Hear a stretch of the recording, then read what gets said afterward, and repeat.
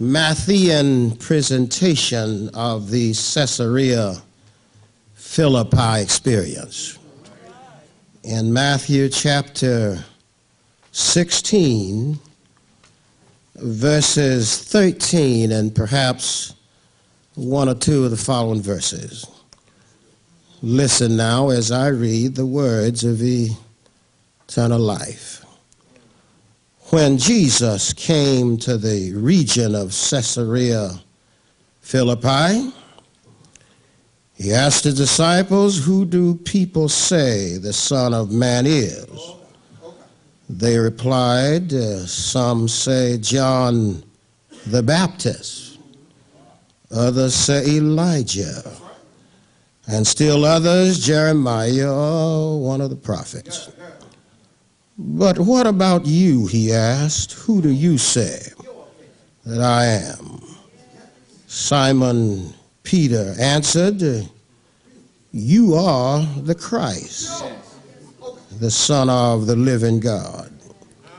Jesus replied, "Blessed are you, Simon, son of Jonah, for this was not revealed to you by man, but my Father in heaven. And I tell you that you are Peter, and of this rock I will build my church, and the gates of Hades will not overcome it." The Lord bless his already blessed word. Say with me, if you will, capturing the essence of Jesus. Dr. Bryant Kirkland, the longtime pastor of the Fifth Avenue Presbyterian Church in New York City, stated in his book, Living in a Zigzag Age, that the world has experienced such rapid change that if you want to get run over in life, just stand still. And of course, the basis of that statement comes from New York City, and those of you who've had the unfortunate or the misfortunate experience of living in New York City can concur with me that if you want to get run over and crushed and crashed, just stand on a street corner in New York City. Science and technology have literally baffled us. Social developments have challenged us to think and behave differently than our forefathers thought many a year ago. The current monetary crisis, which you who have money are experiencing, is one of those things that has created for us a new spending habit, a new kind of approaches to our monetary values. Outsourcing and Walmart have presented a brand new retail situation that has caused America to do, I suppose, what Alvin Toffler had in mind in Future Shock. Said the greatest threat to humanity is change. People don't like change. It was Plato, that great philosophical mind, who said that the only constant in life is change, because change keeps on changing. And it is a fact that not only are things changing, we are changing.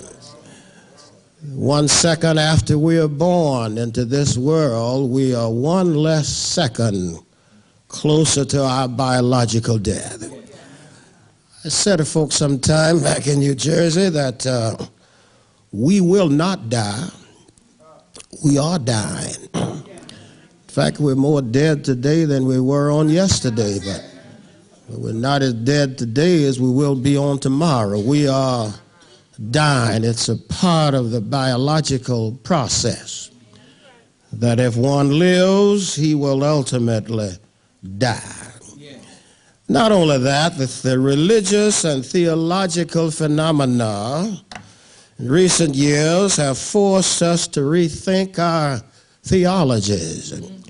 The theology with which I grew up and the environment in which I was reared, in many instances is outmoded, outdated. It does not make any sense to the modern intellectual mind. So we've had to go back, revisit our theology, reread our Bible, and come to grips with that which is relevant and meaningful to the day in which we live. Liturgies and rituals have changed.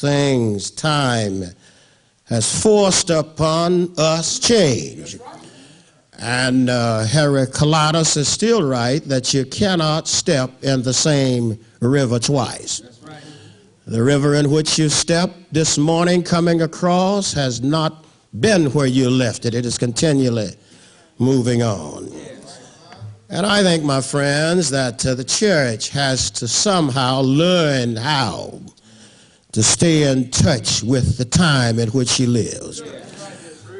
Time is out from majoring on minors and minoring on majors. There has to be a relevant and meaningful approach to where we are. And I know you brilliant seminarians down here in the halls of academia, and you studied Paul Tillich's method of correlation, and you know about Rudolf Bultmann's demorphology, and you know about this one and that, and some of us remember R.C. Briggs and G. Murray Branch. And of course, when you finally leave this institution, your brain will be bigger than Albert Einstein, because you will have accumulated a reservoir of knowledge that will catapult you into the limelight of history, so that you will become somebody on the highway somewhere. But sometimes we have to be shocked out of our dogmatic slumber and realize that that to which we've clinged for many years might not be relevant to the time during which we live. Now, I brought a whole wagon load this morning, but all of the cattle didn't show up, so I'm not going to give you the whole wagon load. I suppose that the starting point for all worthy understanding of the person and the works of Jesus is the Holy Bible. It is still all right to read the Bible. Although I'm reading one that I borrowed, it's a strange word, but I'm reading the Bible. And both First and Second Testament. Because in that we might be able to discover the true essence of Jesus. Find out who he is, what he means to the world in which we live. What kind of contributions does he make to the existential situation of this ultra-modern world that's in a state of disarray? We might want to read the Bible. And this business of soteriology, the person and works of Jesus Christ, is still an unsettled question in our society. Some people have not come to grips with who he is and what he is about and what he has to offer to the world in which we live.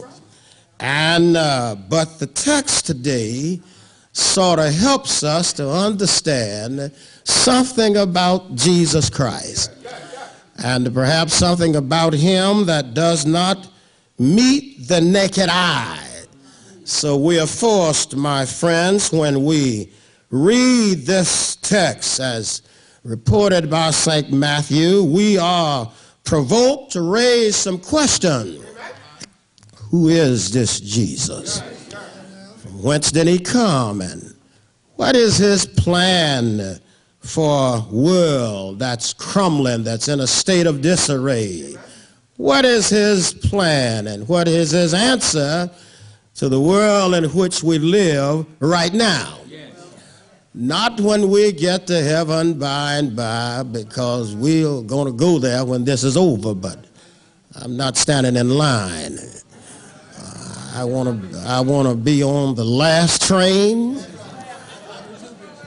in the caboose, on the last seat before I go to heaven. I want to live a qualitative life here on earth. I want a glass of milk and honey every now and then here.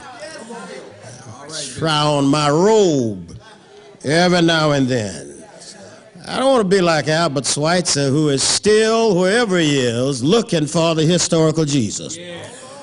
I found him. We found one another. Jesus is perhaps one of the greatest, or one of the greatest leaders who ever lived on planet Earth. Unquestionably, he is the most dynamic, the most revealing, the very presence of God. In fact, Jesus was and is as much of God as we frail human beings can stand to see and understand. We cannot know any more about Jesus than God than we learn through Jesus Christ. So Jesus had come to the world and he took on the form of a servant. He was both human and divine. He got tired, he got weary, he got hungry sometimes. But he had gravitated toward him a small group of students enrolled in the Desert Theological Seminary. And they decided to become followers of Jesus. And Jesus knew it was getting close to his departure, so he took them on a field trip somewhere out there so they could learn something about ministry that they had not learned in the ivory tower. Took them out there where the practical and not the theoretical was the real thing. So he takes them up northern, western borders of the Mediterranean world, a little place, Caesarea Philippi. And he had the audacity on foreign soil to raise one of the most provocative and insightful and world-changing questions that had ever been raised. Who do men say that I am? In other words, what is the consensus of the crowd? You've been into town buying groceries for dinner, and you've gone by the supermarkets, and you've overheard conversations that I was the subject of. So what are they saying about me? Well, first report came back was what you all do in your term paper. That was the first report, was term paper report, where you do footnotes and bibliographies, and said that's what they said. And of course, they didn't say the nasty things they said about Jesus, because had they told everything they'd said, they would have said that he gets drunk off good wine. They would have said he has violated the social standards of his day because he's hanging around with sinners and pimps and prostitutes. So they didn't tell everything. They held back. And they made it sound good. You know how some of you subordinates are when your supervisor asks you a question. You tell him what he want to hear. And I believe that leadership sometimes need to hear what it does not want to hear. So Jesus, they said, well, some said that you are Elijah. Some said that you are Jeremiah, and some even call you John the Baptizer. And others call you one of the great prophets. That's hearsay. That's the report from the hearsay community.